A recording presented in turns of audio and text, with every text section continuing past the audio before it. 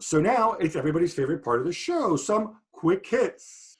Jules, we at ESPN spoke to Rafael, the former Manchester United version, and he had some rather unpleasant words to say about your boy Neymar. Was he willfully misquoted by an evil media, or was he just off message? He wasn't, because one, it was in English, two, it was videoed, so we've seen it, I've seen it, and you're right. You sure it wasn't his evil twin brother Fabio who they spoke to? No, it wasn't at all. Neymar can't handle the pressure. He's not a leader. Doesn't take criticism well. He should behave off the field, because off the field he's basically doing whatever he wants, and that's not good. That's why he's not better on the field. I mean, I have to say I was gobsmacked by what Rafael had to say on Neymar. How does he know, by the way? I mean, I guess Rafael has a couple Brazil caps, maybe, but yeah, he played twice with Neymar, and that's it. The other time that he played was against him, and that's it. And I'm like, wow, okay. So once, that's how you really feel. If you ever dreamed again of playing for Brazil, that you can forget about it. Or Paris Saint-Germain or Barcelona. Just forget about it. I don't think he could buy a ticket to get into the Parc des Princes at this stage. Definitely not. And two, okay, maybe you could comment on Neymar's, private life and what he does off the field and the partying and stuff like that. Maybe. And his sister's birthday. Yeah, but nothing says that he would be a better player if he was a bit less partying, for example. I don't know. And maybe Rafael would be a better player, which wouldn't be too hard if he was partying a bit more. I don't know. That's me. No, but it's true. On the Neymar is not a leader. A leader doesn't have to be someone who shouts a lot and talks a lot in the dressing room. A leader can be someone who's the best in your team technically. For example, Zinedine Zidane was France's leader for a lot of years, and he was not saying anything in the dressing room. You could not hear his voice. So it's not because Neymar is not the loudest in the dressing room that he's not a leader. So I think that's complete BS. And on the criticism, if it's fair criticism, I think Neymar would probably take it and use it. If it's coming from someone like Rafael, I don't think he will care at all. All right. Bad, Rafael, if you're listening. You've upset Jules. Yeah, I just didn't think it was needed. That's all.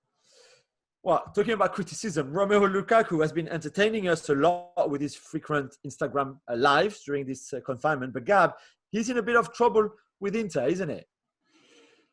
Yeah, look, Romelu is an intelligent guy. He speaks freely. And sometimes when you talk a lot, and I certainly know this, you end up saying things that you wish you hadn't said. He was talking about, the impact of the coronavirus everybody else had.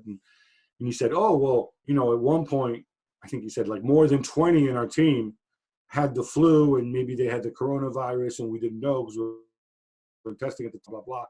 And Inter got a bit upset here because they said, I think rightly, wait, we monitor all our players, all our athletes. We had 4 players who had flu-like symptoms. None of them had coronavirus. And, I think they built this. I think everything's resolved now. He's not going to be punished by the club, as some people wrote. They absolutely love Lukaku. He's not going on the naughty step. But it probably serves as a reminder that when you talk about health matters, maybe, let's kind of watch what we say, and whether he's half joking or not. Words weigh heavily, especially at this time, especially when you're talking about going back to playing football, and there's a lot of concerns about whether you can do so safely. Ooh, more stars breaking lockdown. Now, Jules, please tell me what these people have in common. Serge Aurier and Sissoko, Alexandre Lacazette, Granit Xhaka, Nicolas Pepe, and David Luiz. All these people have been busted.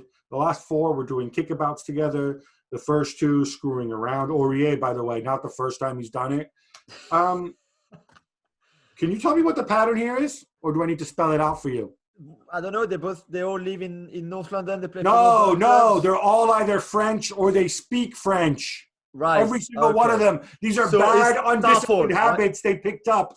David Luiz learned to do this when he was in Paris. Yeah, of course. We were given instructions. Let's not follow them. Granit Xhaka doesn't speak French. You know that. The dude is Swiss. I'm sure he speaks French. I know, but... Come on. You really think Granit Xhaka does not speak French? Listen, they broke the lockdown. It's not something you want them to do. They've been reminded by their club to follow the rules and etc. They were different. The context is a bit different for each of them. Sissoko and Aurier went to the park to do some running and those suicides runs, and maybe they could have banned far apart.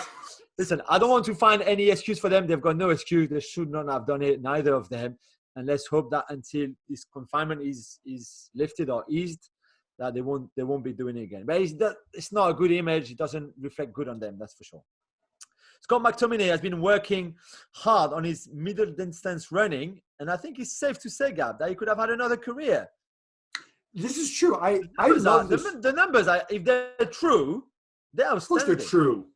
They're outstanding. What do you think? He goes on a bicycle and then I don't know. All right. Okay. So he's been doing 5K runs. Okay. Now Scott McTominay he's a big lad, right? He's got long legs. He's a powerful guy. He's not one of those reedy types. Kenyan, yeah. He's been doing these 5Ks. Oh, by the way, Granit and Serge and David and Alexandra, this is how you're supposed to train in public. He goes and he runs around whatever sad northern village he lives in, and he comes back and he does it really, really fast. He recorded a time of 15 minutes and 55 seconds in the 5K. Now, if you compare it to Mo Farah, who was the gold medalist, I guess, in 2012, and who is 1/10 of his size. In 2016 as well. 2016, whatever. And there's other questions about that guy anyway. He got a 13.41. That's not super fast. However, Mo Farah was running on a track in spikes, yes? Yes. Scott McTominay, presumably, is running in running shoes, and he's running outdoors, so it's completely different. It's still, apparently, according to the Daily Mail, so it must be true, this was the 28th fastest time recorded by a Brit, his 15.55 in the 5K. So I think to myself, if Scott McTominay had wanted to be a middle distance runner, he probably could have been a really, really good one. If he just trained for that, and if he ran on a track in track shoes, I think this is really, really impressive. I would like to see N'Golo Kante running a 5K and see. I bet McTominay would wipe the floor with him. Well, I would like to see this. I would like to see it. I don't think so. Legs. Don't get me started. I don't think so. All right, listeners, tell us who would win, McTominay or Kante?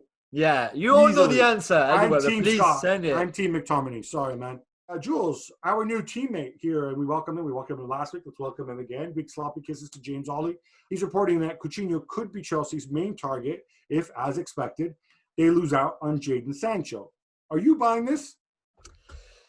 So I'm buying the idea that they need another creative player, especially when they play against teams, especially at Stamford Bridge, with a very low block, with not much space. And that they need something to unlock those kind of defenses. Fair enough.